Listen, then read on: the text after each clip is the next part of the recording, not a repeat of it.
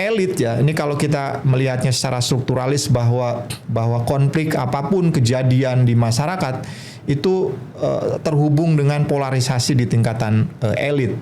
Tapi menurut saya sih, saya masih yakin Prabowo punya kemampuan untuk menyelesaikan itu. Karena dia berulang kali mengatakan bahwa saya santrinya Pak Jokowi. Ya kan? Masyarakat juga pada akhirnya ya sudah menerima karena pesta demokrasi bagi masyarakat. Ini yang saya kira terkait dengan moral. Ya pada akhirnya pesta demokrasi juga pesta bagi-bagi uang ya, money politik. Assalamualaikum warahmatullahi wabarakatuh. Halo semuanya, jumpa lagi bersama saya Rahman Ahdori dalam acara Podcast NU. Alhamdulillah pada sesi kali ini kita masih bisa berjumpa dan mudah-mudahan semuanya sehat semua. Sesi kali ini kita akan bincang santai bersama kader muda NU yang saat ini menjabat sebagai Wakil Ketua PCNU Depok sekaligus Kaprodi Hubungan Internasional di UIN Jakarta. Dosen saya, guru saya, kawan saya juga yang memang kawan diskusi maksudnya ya, bukan kawan yang lain. Nah, siapa lagi kalau bukan Bang Robi Sugara. Assalamualaikum Bang. Waalaikumsalam Mas Rahman. Sehat Bang? Sehat alhamdulillah. Sudah lama kita tidak ngopi bersama. Betul banget Bang. ini senang banget bisa diundang di Suara NU ya. Suara NU. Iya. Iya. Kami mengenal Abang dulu sebagai peneliti, sebagai akademisi, dan sebagai aktivis. Ya. Betul Bang ya? Betul. Kenapa Abang suka 3 hal itu? Sebenarnya background saya dulu selepas kuliah S1 tuh di UIN tuh jadi wartawan. Wartawan itu sebenarnya impian saya waktu sejak SMP itu saya senang banget jadi wartawan ya, mimpi saya. Pengennya sih jadi di media-media yang sekelas Tempo kayak gitu. Ngelamar juga ke sana, tapi nggak diterima gitu. Kontan saya pernah, akhirnya saya nyemplung lah di majalah Forum Keadilan. Dulu Karni Ilyas di situ, tapi Karni Ilyas keluar saya masuk di situ. Bosen di wartawan nih. Saya sebenarnya lebih rasional daripada saya orang NU, tapi sebenarnya lebih rasional itu dalam arti kadang tidak terlalu mendahulukan hal-hal yang sifatnya spirit. Orang tua saya ya orang NU ya ziarah ya macam-macam lah kayak gitu. Saya tuh paling susah diajak ziarah waktu kecil. Jadi itu alasan Abang yang kemudian akhirnya sekarang awalnya jadi wartawan, kemudian menjadi seorang akademisi. Nah, jadi peneliti dulu. Jadi dari situ saya bosan kan. Tapi karena waktu wartawan tuh nulis desnya itu bagian politik, kriminal, hukum. Jadi akhirnya ada beberapa tulisan saya masuk itu cerita tentang konflik. Nah, disitulah ketemu sama teman-teman sejaringan itu yang dia juga konsennya di konflik yang dia peneliti. Saya bilang sudah agak bosan jadi wartawan ya. Saya melihat tuh itu tahun kapan, dari kapan Bang? Itu sejak 2004 sejak mahasiswa saya sudah jadi wartawan. 2005 lulus. Kemudian 2008 tuh sudah mulai resah karena ngelihat yang saya lihat ya saya ngelihat Karni Ilyas juga dia sukses sebagai wartawan, tapi saya melihat juga banyak yang jadi wartawan dia kerjanya jadi ghostwriter nih, mohon maaf ya, yang wartawan karena tidak semua, tapi saya tuh saya nggak mungkin kemudian akhir hidup saya tuh jadi begini, saya ingin lebih baik gitu kan. Terus muter-muter pengen jadi apa, jadi ya sempat pengen jadi pengusaha dan lain sebagainya. Ya ketemu akhirnya jadi peneliti lah, bolehlah jadi peneliti kan. Konversinya nggak terlalu jauh kan. Ketemulah peneliti konflik yang itu dia lagi meneliti tentang soal terorisme di Indonesia. Berarti 2007. Lembaganya apa dulu? Belum, saya masih jadi staf peneliti aja. Jadi ngikutin wawancara orang-orang yang terlibat teroris atau kelompok-kelompok yang dinyatakan sebagai yang mensupport ideologi teroris. Sebut dulu misalkan ada yang kita ini ya, Majelis Mujahidin Indonesia MUI. Kemudian itu kan Ustadz Abu Bakar Ba'asyir di situ. Nah, saya juga sering ikut meneliti tentang kegiatan-kegiatannya. Kemudian jadi Jamaah Ansarut Tauhid JAT. Terus belakangan ada fenomena ISIS kan, Jamaah Islamiyah juga kan, yang sebelumnya JI kemudian MMI kan pecah tuh di situ. Terus kemudian jadi pecah lagi jadi JAT, kemudian ada ISIS pecah lagi. Jadi saya ngubek aja tuh keliling-keliling kadang dari penjara ke penjara, ketemu sama para narapidana teroris. Ketemu di situ, jadi saya wawancara. Jadi saya hanya meneliti saja, jadi nggak ada. Tapi saya menikmatin karena itu melakukan perjalanan ke beberapa daerah, jadi seru banget. Berapa tahun itu menjadi peneliti? Dari 2007 sampai kemudian ditawari beasiswa untuk sekolah lagi di Singapura. Dia bilang, padahal nggak ada rencana tuh.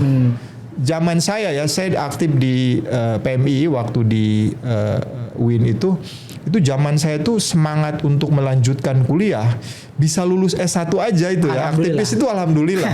Jadi nggak ada kepikir untuk S2 ya. Jadi semangat, beda dengan teman-teman saya di IMM misalkan, Ikatan mahasiswa Muhammadiyah. Dia tuh begitu lulus tuh kalau ditanya, ya saya mau rencana nyari beasiswa untuk S2.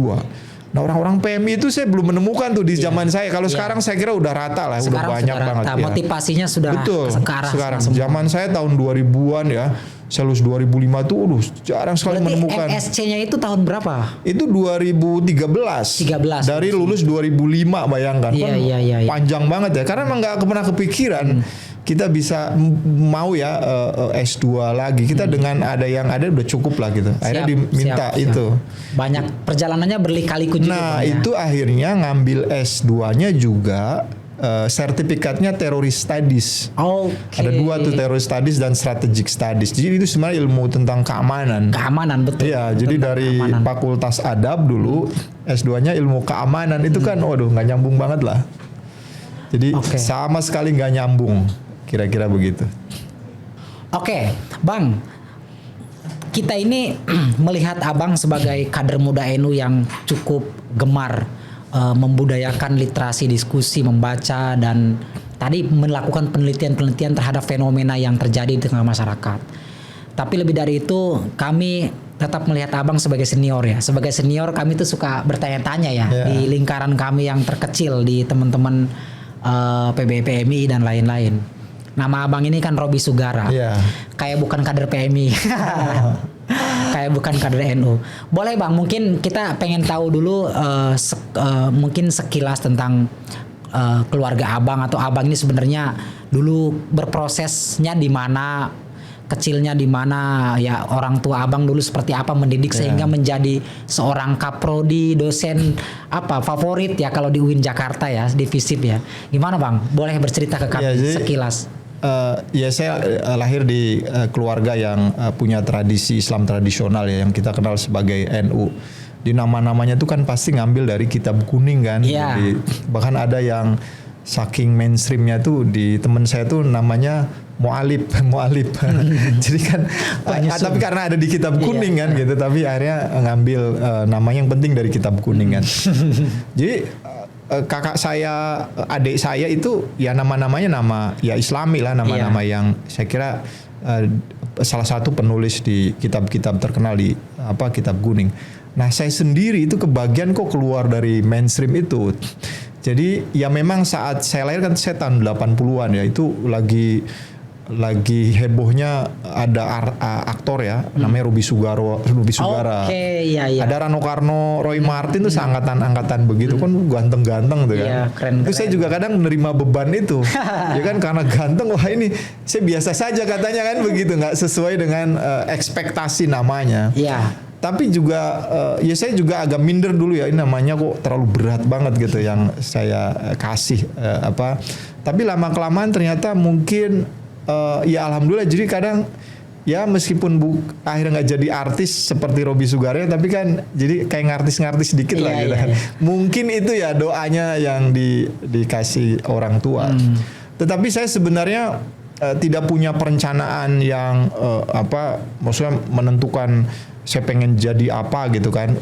Meskipun saya kira awalnya saya hanya jadi wartawan, karena wartawan tuh menurut saya menarik banget. Saya bisa mengungkap kasus, bisa menulis gitu ya. SMP tuh saya udah. Apalagi desnya Hukrim ya. Iya, di situ. Nah, perjalanan saya kemudian terus menerus jadi peneliti. Begitu lulus dari Singapura di 2015, saya bingung kan pulang kerja apa ya kira-kira begitu ya. Lulusan luar negeri lah katakan meskipun dekat di Singapura. Yang paling memungkinkan jadi dosen kan. Jadi artikel jurnal yang saya baca itu masih kepake. Terus buku-buku saya yang saya beli mahal itu masih kepake. Tapi waktu itu sebenarnya nggak mau di UIN ya. Ya itu kan saya udah tahu lah kan kulturnya dan lain sebagainya. Pengen dan istri sudah ngajar di UIN kan, jadi saya pengen nyari yang beda. Nyarilah di luar, tapi ditunggu-tunggu nggak dapet kan. Ditelepon sama kaprodinya saat itu ada peluang kosong, udah keluar jadwalnya kan. Iya. Ya sudah akhirnya ngajar di situ. Pas sudah ngajar, diangkat sebagai dosen tetap, ditelepon lah sama dulu yang ngelamar itu. Waduh, ya akhirnya ngelihat di UIN lah. Di UIN tuh kan, saya kira ketimbang swasta ya, kita masih aman di UIN lah ya. Misalkan dia masih ya suasana keagamaannya masih ada, akhirnya saya milih ya UIN sampai hari ini. Iya. Dan sehingga menjadi kaprodi. Iya. Oke, Bang, tapi dulu pernah mengenyam pendidikan pesantren di Karawang dulu. Tapi nggak besar ya seperti pesantren-pesantren yang saya kira yang sangat bersejarah lah di NU ya. Iya. Tapi ya jelas itu memang kalau Jawa Barat, Banten kan pesantrennya kecil-kecil. Kecil-kecil ya. Kecil-kecil itu dalam artian ya santrinya ada yang 30. Iya betul. Ada yang 15. Betul. Apalagi salafi ya. Yang mereka tidak sekolah. Tidak sekolah. Biasanya pesantrennya kecil-kecil dan itu semacam karakteristik di Jawa Barat, Banten. Kata itu pengaruh Banten apa pengaruh nggak tahu juga ya, karena dulu Banten bagian dari Jawa Barat. Betul. Oke, Bang, kita ini mau ngomongin pilkada nih, Pilkada. Bang. Abang kan memang kajian keilmuannya di bidang keamanan dan kita tahu bahwa dinamika pemilu termasuk pilkada di dalamnya itu kan selalu ada potensi ancaman. Pilkada tahun 2024 ini kan diikuti ada 545 daerah. Meliputi 37 provinsi, kemudian 415 kabupaten dan 93 kota. Dan itu kan besar sekali. Artinya serentak dilakukan. Saat ini semuanya sedang berlomba-lomba untuk mengambil kursi bupati, wali kota termasuk gubernur. Dan yang paling ramai misalnya Jakarta, Jawa Timur, Jawa Tengah, Banten, sama Sumut ya. Itu kan yang paling ramai diberitakan di media massa. Mungkin sebenarnya kami ingin lebih bertanya nih mungkin semacam pengen tahu sejauh ini kan dinamikanya cukup berjalan dengan begitu naik turun ya. Ada yang sampai main-main di aparat, penegak hukum, saling lapor dan lain-lain. Saya pengen tahu Bang, sejauh ini bagaimana Abang melihat dinamika pilkada 2024 tentu dalam perspektif keamanan yang kita singgung tadi soal soal dinamika yang terus berjalan itu. Silakan Bang. Ya, jadi kan yang sering kita khawatirkan ya dalam membaca pemilu pilkada itu selalu yang merujuk kepada kasus DKI Jakarta ya. Itu salah satunya yang pilkadanya. Tapi yang kalau pemilu kan juga ada ya, saya kira beberapa periode yang lalu. Nah di DKI Jakarta itu kan itu terjadinya polarisasi masyarakat kita dan polarisasinya DKI yang dimaksud tahun 2017 ya? Ya itu yang antara Ahok dan Anies. Baswedan kan. Itu kan polarisasi yang saya kira itu sudah sampai kepada gesekan-gesekan yang ibaratnya kalau masing-masing kelompok dikasih senjata api ya, itu mereka sudah bunuh-bunuhan lagi. Iya. Karena itu sudah terjadi ya, ada orang yang satu kelompok ditemukan itu di suatu tempat, wah itu udah pasti ada yang pelanggaran hukum, misalkan dia melakukan kekerasan terhadap salah satu pendukungnya. Nah polarisasinya itu kan dua kubu ya.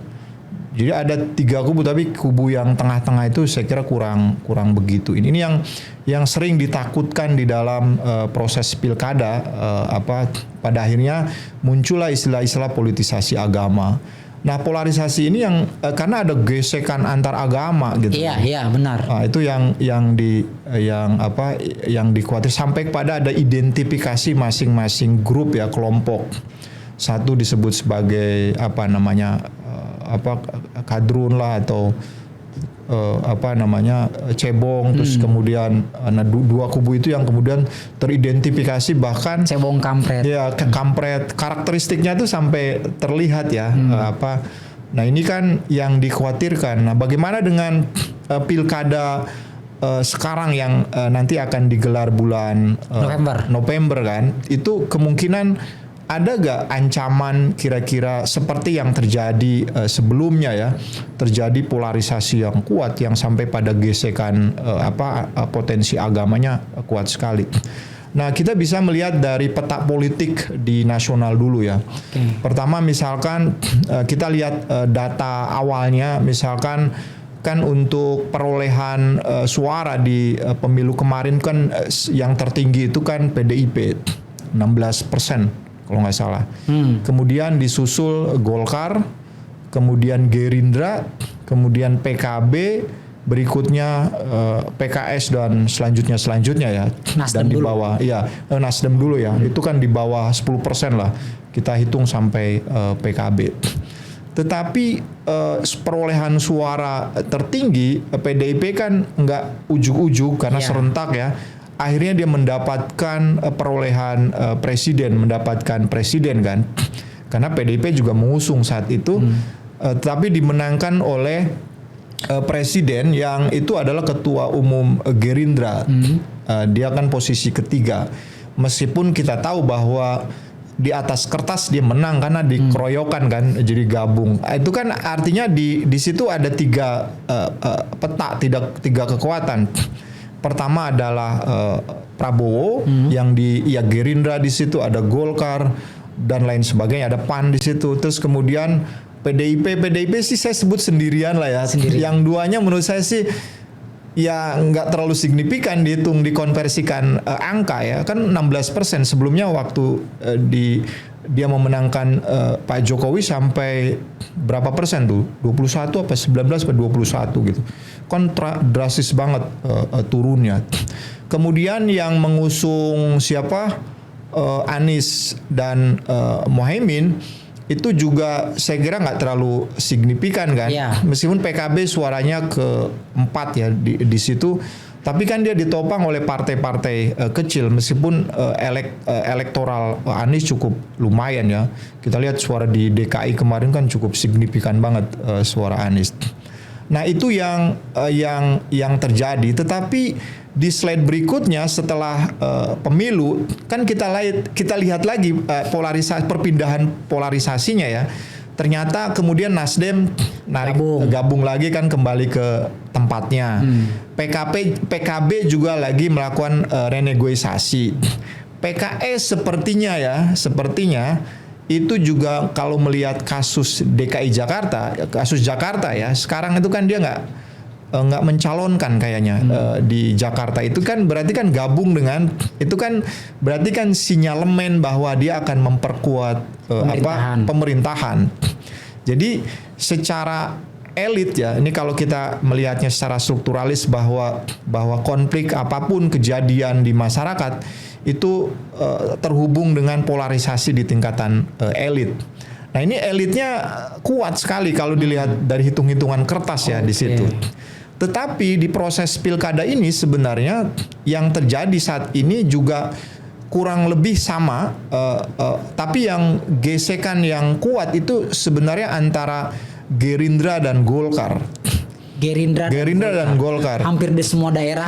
Di semua daerah sepertinya, meskipun tetapi ini juga menarik bahwa di beberapa tempat ya Gerindra sama Golkar gabung, itu kan. Meskipun ada beberapa yang saya kira menimbulkan kontroversi, misalnya kayak di Banten. Saya nggak tahu terakhir itu apakah siapa Airin tuh masih di Golkar atau ini kan terakhir saya baca itu. Nah, itu yang kemudian di slide ketiga, slide pertama itu kan pemilu kemarin, perolehan legislatif dan presiden kan.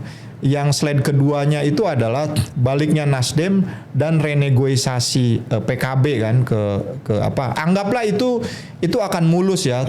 Meskipun tidak semudah kita bayangkan ketika merumuskan persoalan-persoalan koalisi di koalisinya yang gemuk.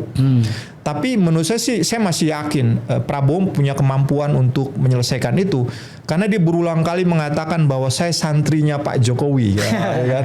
Ya bahasa dia sih, saya muridnya Pak Guru. Jokowi itu guru karena dia mengalahkan saya dua kali kan, terus kemudian dan dia ngelihat ya keren banget siapa Jokowi bagi Prabowo. Kemungkinan dia masih akan membutuhkan itu cara-cara Jokowi bagaimana menyelesaikan persoalan-persoalan di tingkatan elit ya. Anggaplah itu selesai. Nah di slide berikutnya, yang slide sekarang nih yang mau pilkada, ini kan terjadi rekonstruksi lagi nih. Jadi ada yang misalkan di Depok, kota Depok, itu kan PKS sama Golkar, ya kan? Gerindra gabung sama PKB di situ, ada Nasdem di situ kan gitu. Tapi di Jawa Barat, ya kan? Di Jawa Barat itu kan PKB sendiri, ya kan? Karena kan saya kira juga dengan aturan yang baru, bisa mengusung. Tapi kan itu butuh kepercayaan diri yang luar biasa. Karena ketika dia mengusung calonnya sendiri, ya kan, pertanyaannya, lu punya duit berapa gitu loh, ya kan, untuk kos politiknya kan gitu kan. Itu pertanyaan yang saya kira juga dikhawatirkan oleh banyak parpol. Lebih baik dia melakukan koalisi saja, ya kan, dia mendapatkan sesuatu dari koalisinya itu, ya kan, ketimbang dia mengusung sendiri kan, karena itu persoalan besar juga. Di DKI, saya PKS belum kelihatan ya, tapi kan kalau di Jawa Barat itu kan PKS sendiri diusung sama Nasdem ya. Nasdem kan kita anggaplah nggak hitung, dia hanya akan mencari kira-kira mana yang lebih menguntungkan. Dilihat posisi itu. Kemudian PKB sendiri, nah Golkar sama Gerindra gabung di sini kan. Nah ini yang lucunya, nggak bisa kita konfliknya itu akan terjadi tapi tidak akan serentak dan tidak akan bisa menggeser pada satu titik gitu. Oke. Ini berita baik sih sebenarnya ketika melihat fakta-fakta yang sekarang ini, dan itu di beberapa tempat juga terjadi. Di Jawa Tengah kan PKB juga mengusung, PDIP juga mengusung kan. Terus di Jawa Timur mengusung. Nah di Jawa Timur juga mengusung PKB, ya. Kalau Jawa Jateng kayaknya koalisi PKB itu. Koalisi sama Ahmad Lutfi itu. Oh iya, itu kan sudah ini ya, gabung di sini. Kalau di Jawa Timur malah lebih seru ya. Iya, 3 Serikandi. Apapun partainya, kira-kira yang dua itu ya Nahdien ya, artinya dan sangat nggak mungkin kira-kira membaca Jatim tuh kira-kira konflik antar pendukungnya itu terjadi begitu keras, ya kan? Keras tuh dalam arti sampai harus ada kekerasan lah di antara. Polarisasi kayak di Jakarta. Betul ya. Ininya. Nah ini berita baik menurut saya ya, bahwa polarisasi yang irisannya tuh nggak bisa ketebak karena nggak bisa digeneralisir. Itu pada akhirnya saya punya kesimpulan, ini di atas kertas tentunya ya. Kita nggak tahu nanti ada guncangan apa yang kira-kira bisa gesekan yang kuat di beberapa daerah. Meskipun kalaupun ada guncangan, ada gesekan, itu nggak sampai kemudian menjadi beritanya sampai mempengaruhi daerah-daerah yang lain. Karena ketika ada guncangan satu, lah di sini dia koalisi kok gitu loh. Terus ketika ada guncangan di sini mempengaruhi gak? Wah ini kok koalisi di sini gitu loh maksudnya ininya. Nah itu yang saya kira baca saat ini. Tapi apakah ada gesekan? Nah ini saya kira gesekan tetap ada, tapi kasuistik. Kalau kira-kira dan saya tidak bisa diselesaikan misalnya antar dukungan. Ini yang menarik menurut saya, yang agak berat itu kan ketika Ridwan Kamil kemudian dicalonkan untuk Gubernur Jakarta. Ini kan pertarungannya bukan pada persoalan, kalau sebelumnya kan pertarungan di pemilu kemarin yang presiden itu bahwa people, masyarakat itu beberapa atau sebagian mengatakan bahwa ini adalah perang melawan oligarki gitu kan. narasi itu kan kuat banget tuh. Perang melawan oligarki yang kemudian ekspresi elektoralnya itu bisa disalurkan ke Anies, bisa disalurkan ke Ganjar, gitu kan ininya. Nah itu karena di situ ada anaknya Pak Jokowi dan terang benderang juga misalkan memainkan upaya-upaya politik yang misalkan yang kita kenal lewat keputusan MK misalkan. Nah sekarang isu itu apakah juga bisa dilakukan? Bisa, tapi yang cuma mungkin yang Bobby misalkan ya.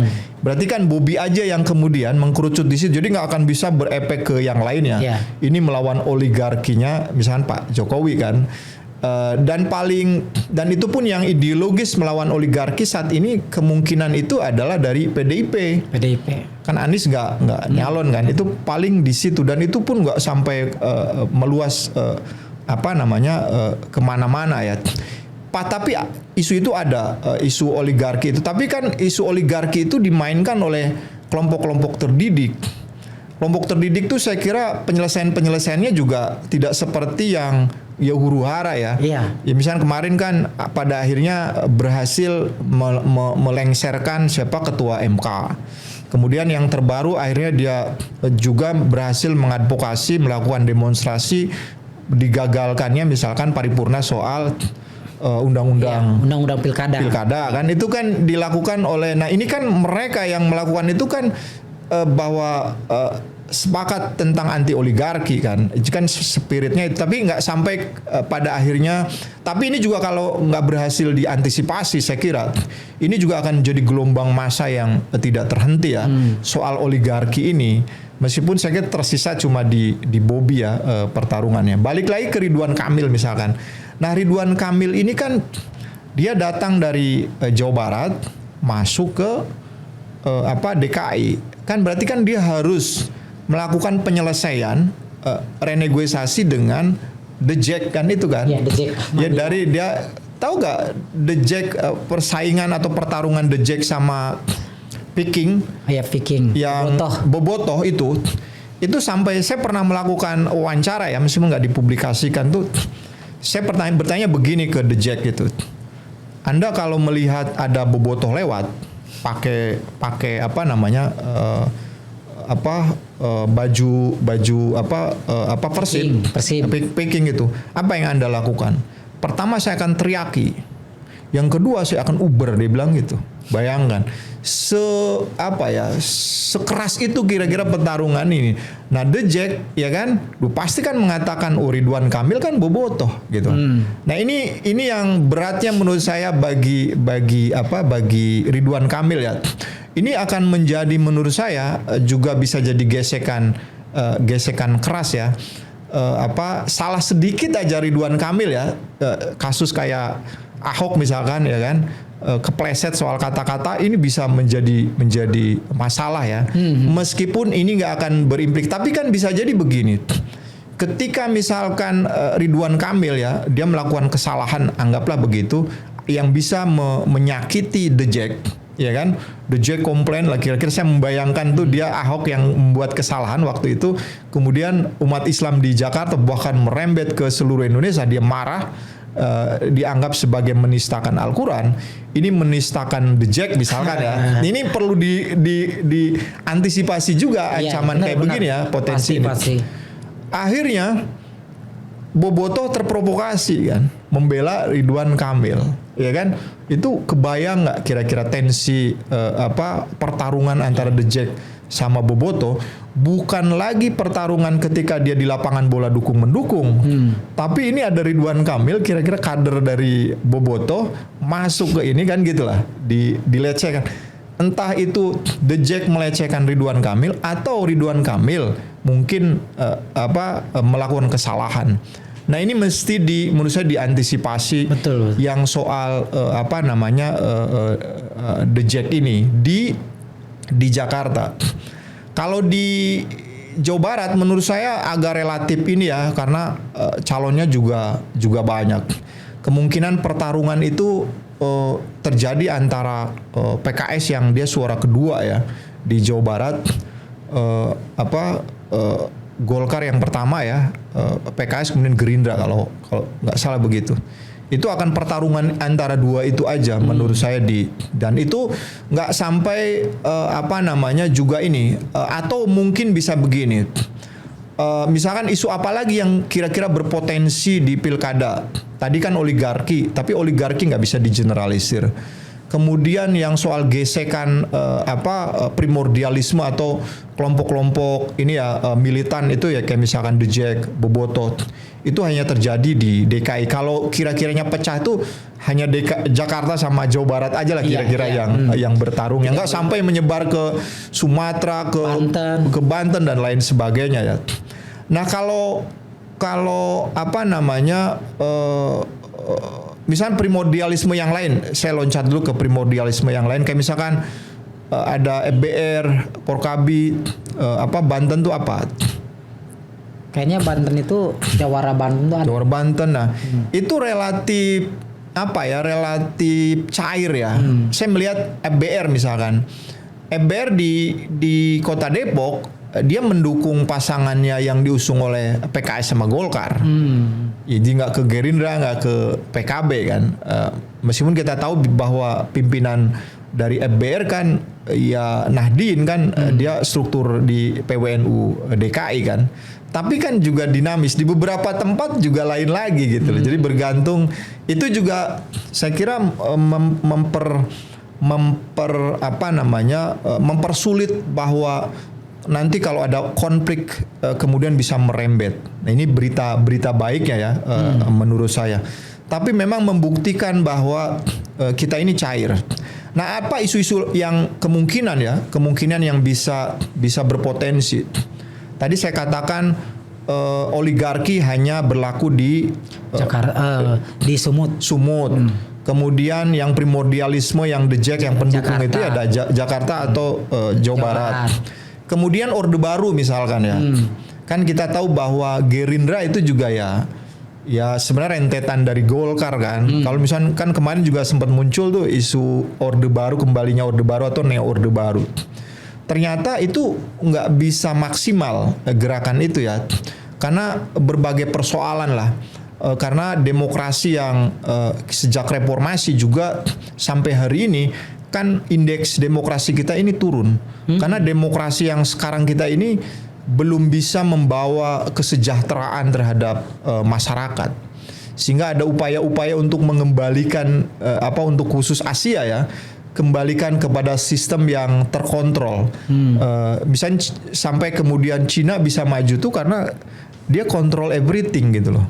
Tapi nggak bebas seperti ini yang seperti negara-negara liberal kayak gitu.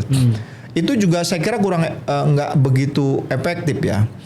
Politisasi agama juga saya kira nggak akan begitu besar ya. Apalagi tokoh kuatnya ya, ini mohon maaf misalkan Anies Baswedannya kan tidak mencalonkan ya,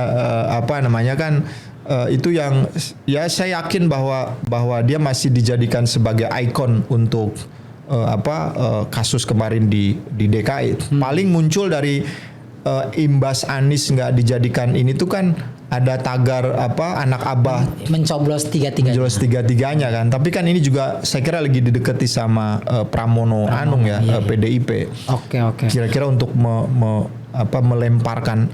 Satu lagi misalkan apakah isu komunis bisa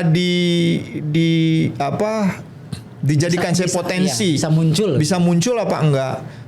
Saya kira enggak juga ya. Di ini agak berat ya. Saya belum lihat ketegangan sekarang tuh kecuali misalkan The Jack yang sudah mulai agak sedikit teriak-teriak ya. Sumut yang oligarki itu saja. Atau misalkan ada gak ancaman teroris ya? Karena teroris juga menyasar proses pemilu, proses pilkada, karena bagi kelompok teroris bahwa pemilu pilkada itu adalah bagian dari proses untuk meneguhkan pemerintahan Togut. Togut. Tapi kan dia juga kebingungan. Kira-kira titik serangnya di mana? Meskipun pernah ada terjadi di Makassar, ada salah satu calon yang kemudian dilempari bom kan. Terus kemudian ada potensi tapi belum sampai berhasil di daerah Jawa Tengah. itu dia mau melakukan aksi bom bom sepeda ontel di beberapa TPS. Itu pun itu pun kurang diyakini, pada akhirnya dia menggagalkan diri, akhirnya bomnya meledak di rumahnya.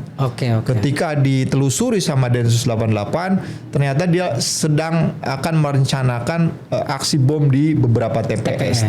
Itu juga saya kira kecil kemungkinan ya ininya. Jadi lebih relatif aman menurut saya.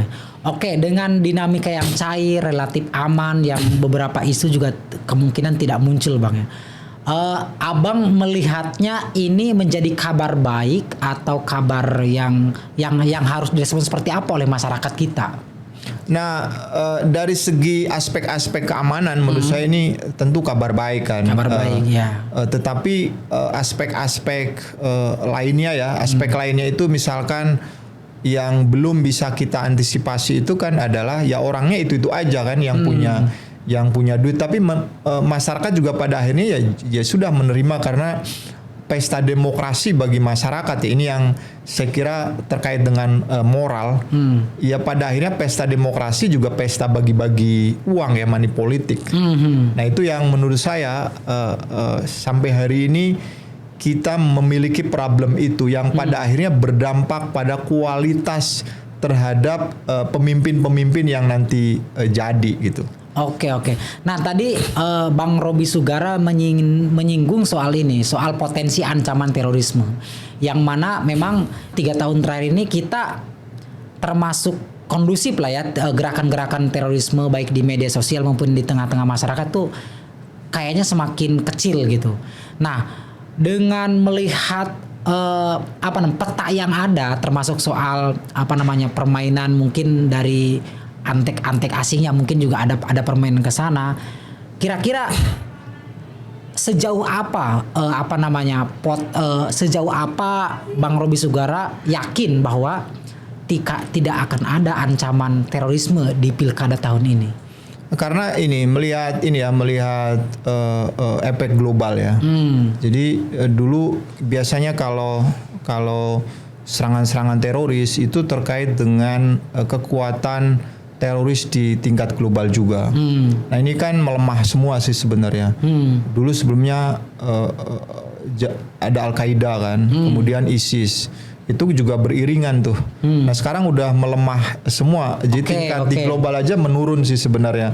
Bahkan ada yang bubar kan? Ada yang bubar dan kemudian membubarkan diri kemarin jamaah Islamiyah kan di situ.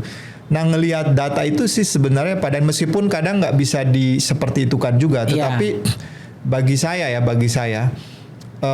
bahwa meskipun juga misalkan kadang teroris kan ya namanya teroris kan nggak bisa kita ukur ini lagi perhelatan pilkada yang dijagain ketat misalkan TPS. Tiba-tiba dia ngebom gereja, ngebom masjid ya kan, atau ngebom kedutaan, ngebom hotel kan bisa juga terjadi kan, itu nggak dijagain kan bisa jadi. Namanya juga kadang ada yang paling berbahaya itu adalah hanya sebagai sebuah eksistensi gitu. Pengakuan di dunia internasional karena mereka terhubung dengan yang dia sudah punya jalan tikus untuk mencari pendanaan, itu kadang-kadang butuh yang bunyi-bunyian begitu. Itu yang berbahaya yang kita bisa terdeteksi. Nah, ini yang nggak bisa kita ini kan. Nah, tetapi ya itu tadi bahwa teroris ya pada akhirnya kita mengatakan bahwa untung-untungan ya, ya syukur-syukur ya kita nggak ada di situ gitu loh, karena nggak bisa kita ini kan, nggak bisa kita prediksi. Tetapi aksi itu tidak akan bisa mempengaruhi kegagalan kira-kira pilkada, penyelenggaraan pilkada gitu, nggak sampai ke arah situ. Siap. Dengan melihat situasi itu, berarti boleh nggak digambarkan demokrasi kita kalau misalkan pilkadanya aman, kemudian pertarungan di daerah juga masing-masing kandidat juga tidak hanya head to head, memang banyak gitu, beragam calonnya banyak gitu. Masyarakat juga cenderung masih nyaman-nyaman aja dengan situasi ini. Seperti apa Abang menggambarkan demokrasi kita lewat pilkada ini? Ya kalau kualitasnya kan masih buruk ya. Saya kira udah banyak juga penelitian tentang yang memperburuk keadaan itu adalah cost yang dikeluarkan kira-kira untuk mendapatkan kursi ya untuk parlemen ya misalkan, kemudian juga untuk menjadi bupati, wali kota, apalagi presiden, itu untuk sekelas DPRD aja ya, saya tanya misalkan mereka yang menang, itu paling sedikit 1,3 M. 1,3 M bayangan. Saya nggak mampu ya kan gitu, ya kan. Terus kira-kira mulanginnya bisa nggak selama 5 periode ini? Itu yang mengindikasikan demokrasi kita buruk. Nah itu pada akhirnya bukan pelayanan kan, dia bagaimana caranya satu mengembalikan modal itu, yang kedua dia persiapan untuk nanti di pencalonan berikutnya, pemilu berikutnya, pilkada berikutnya. Nah itu yang saya kira catatan yang sampai hari ini ya, bahwa pada akhirnya kita mengatakan kualitas demokrasi kita itu masih dalam taraf bagi-bagi uang, dan masyarakat juga akhirnya sudah transaksional. Masyarakat juga pada akhirnya dia ketika dia menjabat kan belum tentu ya, ketika sekarang ya dia butuh ya kita mintain gitu. Untuk meningkatkan indeks demokrasi kita seperti apa kira-kira Bang? Menurut saya ini pertanyaannya agak rumit ya, karena pasti debatable. Indeksnya itu kan yang ngukur itu kan sebenarnya dunia internasional ya. Kan demokrasi itu misalkan bahwa ketika ada yang melakukan kritik terhadap pemerintah, ya kan, itu nggak diintimidasi. Nah itu kan salah satu ukuran-ukuran ya dari tingkat demokratisasi kita ini. Kemudian bahwa masyarakat memiliki hak yang sama terhadap pemilu. Kemarin kan kita di internasional sudah cacat internasional ya, misalkan tentang perilaku masuknya Gibran di calon wakil presiden kan. Itu menurut internasional ya, pembacaan tentang demokrasi salah satunya adalah indikatornya seperti itu. Nah ini bagaimana fakta-fakta itu relate gak? Fakta-fakta yang tadi salah satunya disebutkan diantaranya itu kira-kira merasakan gak bahwa kita aman ketika mengungkapkan sesuatu, mengkritisi sesuatu ya kan? Terus kita memiliki kesempatan yang sama gak di dalam hal politik kan? Nah itu kira-kira begitu kalau menurut ya indeks demokrasi yang saya kira mengacu kepada ukuran-ukuran demokrasi yang disepakati oleh komunitas internasional ya. Kalau yang disepakati oleh dari nasional itu yang mengukur lembaga apa biasanya Bang? Ya mereka juga merujuk ke sana lah. Untuk demokrasi pasti merujuk misalnya gayanya Amerika kah. Maksudnya kalau belum ada kita bikin aja Bang. Kita bikin juga. Nah itu yang pada akhirnya kita pernah bikin demokrasi terpimpin kan. Demokrasi Pancasila, demokrasi terpimpin. Jadi Asia itu kadang rasanya agak beda gitu loh. Sistem demokrasinya itu tidak bisa kemudian mengadopsi, replikasi dari Barat sepenuhnya. Kemungkinan itu. Jadi indeksnya mungkin perlu diperbaharui atau disesuaikan dengan misalkan kalau di kajian kami di HI itu kan kritiknya adalah kajian ilmu HI terlalu Barat sentris. Jadi perlu ada kajian-kajian yang keluar dari Barat sentris itu, yang itu non Barat. Misalkan kita perlu mendengarkan tentang Cina, perlu mendengarkan di luar Barat tuh gimana sih ilmu hubungan internasional, interaksi antar satu aktor internasional dengan yang lainnya. Nah saran saya bahwa kita perlu ada indeks demokrasi yang itu disesuaikan dengan pola perilaku di masyarakat di Asia khususnya ya, atau lebih spesifik Asia Tenggara. Karena beda loh kita melihat misalkan organisasi internasional yang di kawasan, misalnya kita punya ASEAN, itu perilaku politiknya berbeda loh. Nggak pernah kita mendengarkan di ASEAN itu ya, itu ada satu negara yang kemudian berpidato saling menjatuhkan negara yang lain, yang nggak pernah ada tuh. Kita yang kasus Myanmar aja ya kemarin itu ya, yang di Myanmar itu soft banget gitu loh. Jadi berbeda banget gitu loh. Enggak meledak-ledak kayak misalkan seperti di mungkin di Uni Eropa, di beberapa negara lain ya, atau organisasi kawasan yang lainnya. Oke. Bang, ini merujuk kepada apa yang disinggung tadi sama Abang soal dinamika yang pilkada di Jakarta, di Jawa Barat. Ini ada data Bawaslu yang merilis soal 5 daerah yang masuk kategori rawan tinggi di indeks kerawanan pemilu. Yang pertama itu diduduki oleh Jakarta, kemudian disusul oleh Sulawesi Utara, Maluku Utara, Jawa Barat, dan Kalimantan. Jadi Jawa itu cuma 2, Jakarta sama Jawa Barat. Selebihnya itu Sulawesi, Maluku, dan Kalimantan. Nah, Abang melihat data yang dirilis oleh Bawaslu ini, seperti apa kira-kira melihatnya soal dinamika ke depan kaitannya dengan pilkada? Ya. Kan kalau pemilu itu ya, proses pemilu pilkada itu kan yang dikhawatirkan adalah legitimasi hasil dari pilkada ya. Dia kuat gak legitimasinya? Tapi kalau misalkan turun ya, itu nggak kuat, wah itu yang kira-kira berbahaya sebenarnya.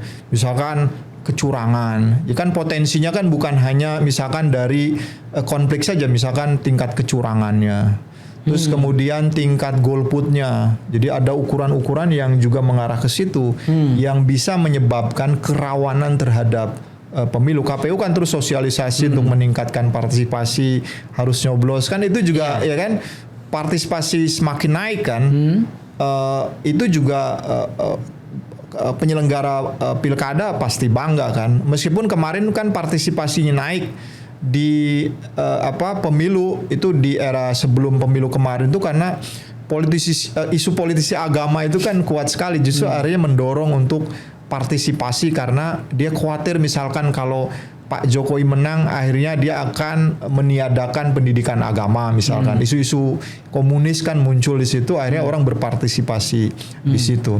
Nah ini juga kekhawatiran itu juga bukan hanya pada, karena menurut saya tadi gesekan-gesekan yang saya baca sekarang itu nggak sampai kemudian menggagalkan, kecuali misalkan ada pada tahap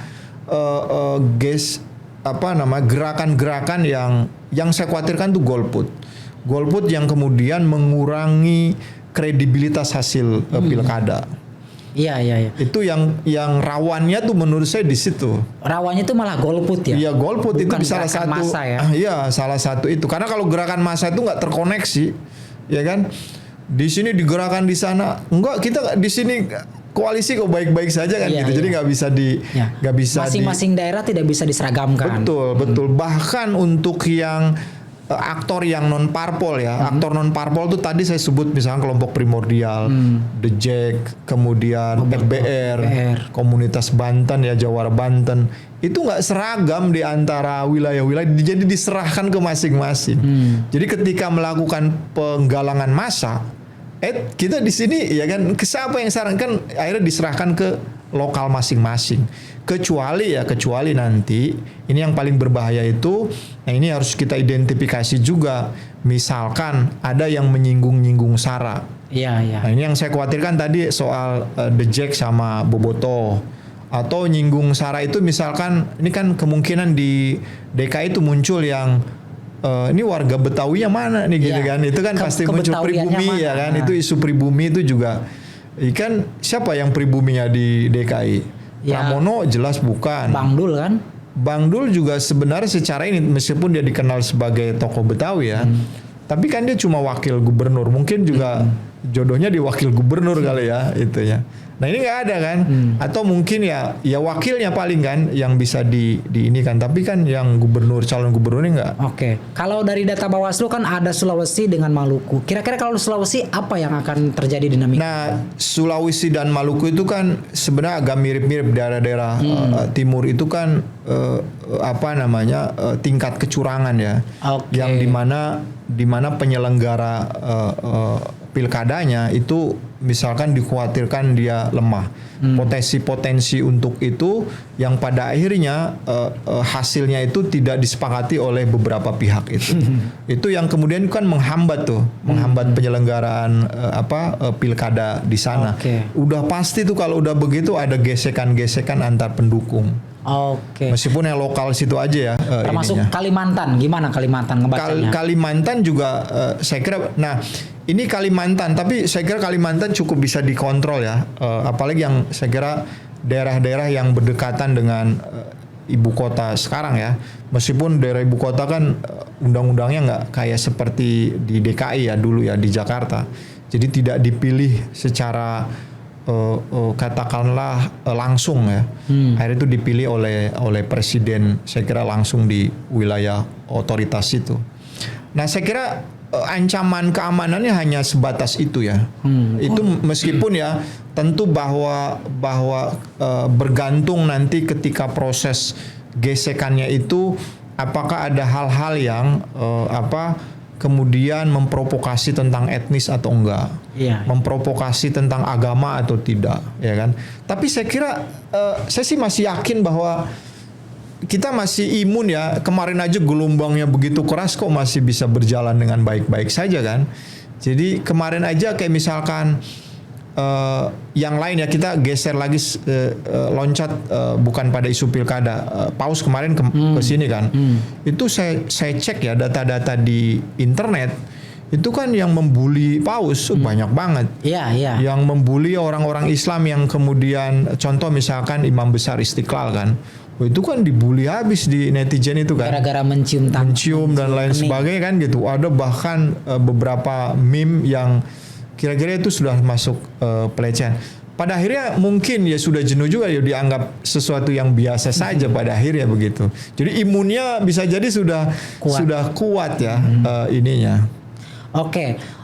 Saya sebelum masuk ke penutup Bang, dengan melihat adanya potensi ancaman yang mungkin tidak sekeras dulu di Pilkada Jakarta misalnya 2017, mungkin saya pengen minta pendapat Bang Roby Sugara juga nih soal bagaimana sebenarnya cara yang efektif bagi kita sebagai masyarakat turut terlibat dalam mengamankan, mensukseskan terutama kelembagaan NU dan kader-kader soal pilkada ini Bang.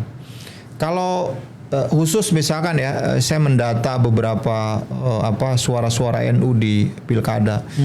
NU kan nggak pernah ada masalah. Partisipasi terbesar menurut saya ya untuk perhelatan pemilu baik itu legislatif ataupun eksekutif, suara NU ya cukup besar ya. Mereka pasti berpartisipasi dan mereka juga belum pernah ada pengalaman yang kemudian boykot atau gerakan tidak mencoblos misalkan ya. Jadi dia pasti tidak pernah.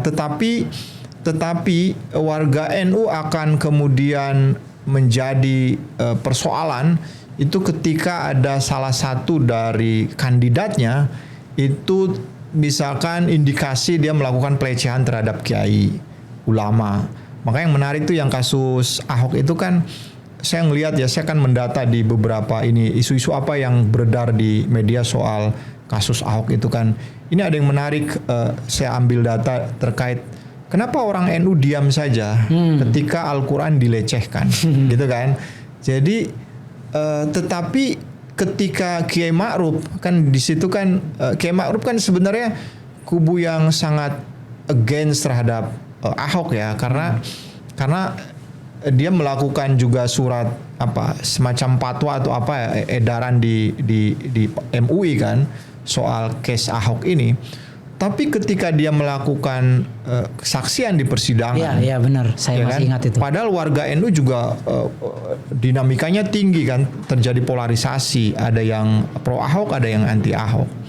Tapi ketika kiainya dilecehkan di situ karena sidang di situ oleh pendukungnya Ahok, akhirnya kan warga NU bersatu, bereaksi kan kayak gitu ya ininya. Akhirnya juga ada saya menemukan data, loh kenapa ketika Al-Quran dilecehkan dia ini, tapi ketika kiainya di ini kan, karena bagi NU ya ya kiai itu yang memahami Al-Quran itu kan. Jadi ketika dia dilecehkan tuh ya, tapi ya kiai ini yang nah itu prinsipil saya kira juga akan merembet dengan warga NU kalau kira-kira di pilkada nanti ada potensi-potensi atau mungkin terbukti dia melakukan pelecehan terhadap kiai dan ulama ya.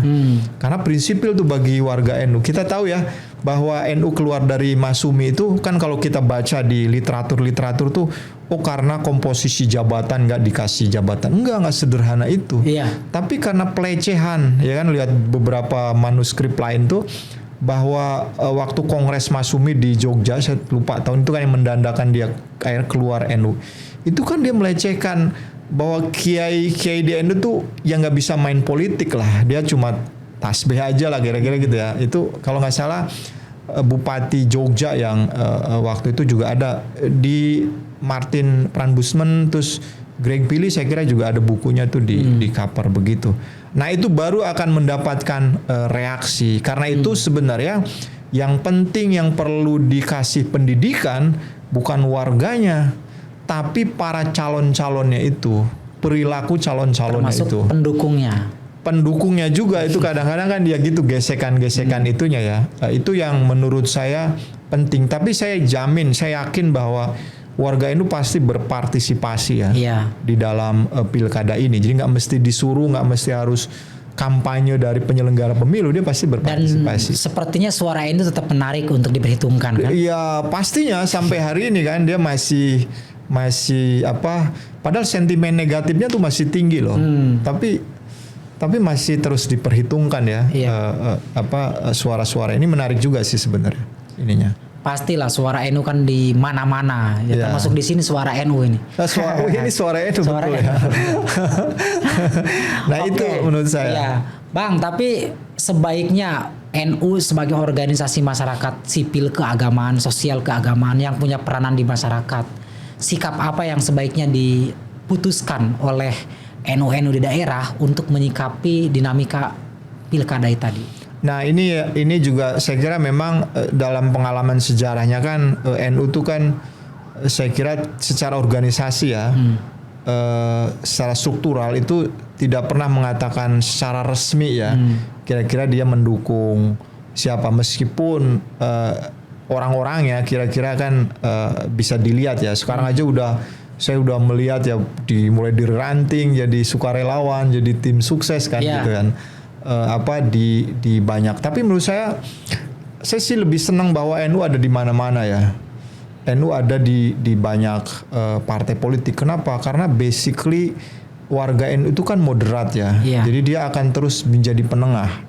Jadi ketika konflik itu berlangsung, jadi jangan berkumpul di satu parpol menurut saya. Jadi dia kesebar kemana-mana karena dia akan menjadi perekat kalau nanti ada gesekan-gesekan itu merekonsiliasinya tuh gampang.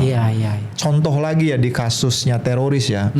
Warga NU, maksudnya warga NU itu yang dia pernah ngaji di NU bahwa keluarganya dia Nahdien, kemudian terlibat kasus teroris, terlibat jaringan teroris, diajak kembalinya tuh gampang. Ketimbang dia nggak punya background Islam tradisional, nggak punya background NU, misalnya dari kecil itu dia ngajinya aja udah sangat puritan, mengkapir-kapirkan orang, membidah-bidahkan orang gitu kan. Kemudian terlibat jadi teroris, itu ditariknya tuh susah. Nah itu yang faktanya ya, secara empiriknya menurut saya begitu. Jadi warga NU ya harus membahana kemana-mana, tetapi juga memang organisasi jangan dikorbankan. Itu aja. Jadi ketika sudah selesai ya balik lagi guyub lagi gitu. Siap Bang Robi, ini yang terakhir mungkin sebagai penutup, dan kita mau minta semacam rekomendasi atau gagasan yang disampaikan oleh Bang Robi Sugara agar pilkada kita ini ya berjalan sebagaimana mestinya, misalnya kredibel, jujur, adil, maslahah untuk masyarakat. Ini apa rekomendasinya nih agar pilkada kita itu ya maslahah untuk semua? Nah ini juga penting ya. Menurut saya sih aktor-aktor non parpol ya ini juga penting ya. Itu kemudian ketika dia melakukan dukungan itu menawarkan sesuatu yang real ya. Sesuatu yang real itu misalkan dikaitkan dengan persoalan-persoalan yang kita hadapi sekarang. Meskipun saya kira beda-beda. Kayak misalkan apa yang diajukan tuh, misalkan FBR ngajukan apa, komunitas Dayak mengajukan apa. Jadi real, bukan kemudian personal-personal, sehingga nanti menagihnya gampang gitu loh. Itu menurut saya yang karena kita nggak akan bisa menghindari ya proses misalkan money politik, kemudian apa namanya, karena mereka juga pasti membutuhkan dukungan dari masyarakat. Jadi kalau mereka terkumpul melakukan bargaining langsung, itu akan lebih jauh bermanfaat ya, ketimbang misalkan hanya sekedar dia dukung-mendukung. Nah bargainingnya itu jelas. Misalnya apa yang saya kira menarik, misalnya saya usulkan tuh komunitas Betawi FBR. Bisa gak dia misalkan melakukan bargaining untuk penguatan budaya Betawi itu dengan apa? Misalkan dengan penguatan terhadap sanggar-sanggar Betawi yang kira-kira bisa dihitung jari kan. Itu kan mengenaskan. Ini misalnya saya highlight Betawi karena saya sehari-hari melihat beberapa komunitas Betawi. Itu kan menyedihkan sampai kemudian ondel-ondel harus ngemis ke jalan ya kan. Itu kan ada masalah gitu loh. Secara sosial kebudayaan kan pernah ada yang protes juga kan, dia melarang ondel-ondel untuk minta-minta kan, dia ke ini minta-minta kan begitu.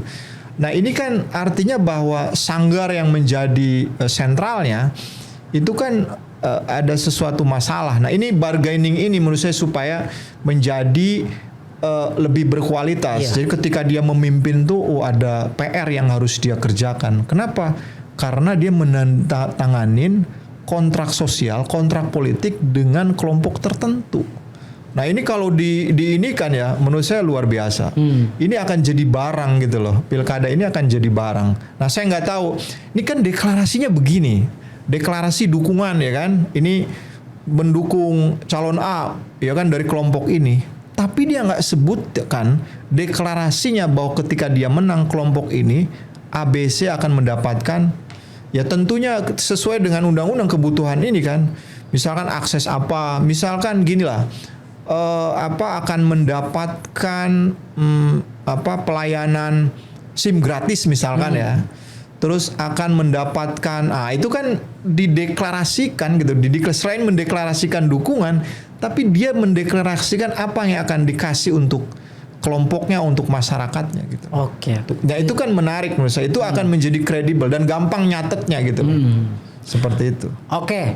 Bang Robi, banyak sekali yang disampaikan dan kita mendapatkan insight baru soal pilkada, terutama dari aspek perspektif keamanannya, bagaimana potensi ancaman dan lain-lain. Terima kasih sudah hadir di Suara NU dan mudah-mudahan Bang Robi Sugara tetap sehat, sukses, dan yang paling penting selalu mengayomi kita sebagai kader muda. Waduh, itu yang berat tuh. Oke, dan pemirsa, kita akan berjumpa di lain kesempatan. Kita nanti akan undang Bang Robi lagi, tentu dengan tema yang lain yang menarik. Dan terima kasih atas partisipasinya. Wassalamualaikum warahmatullahi wabarakatuh. Waalaikumsalam warahmatullahi wabarakatuh.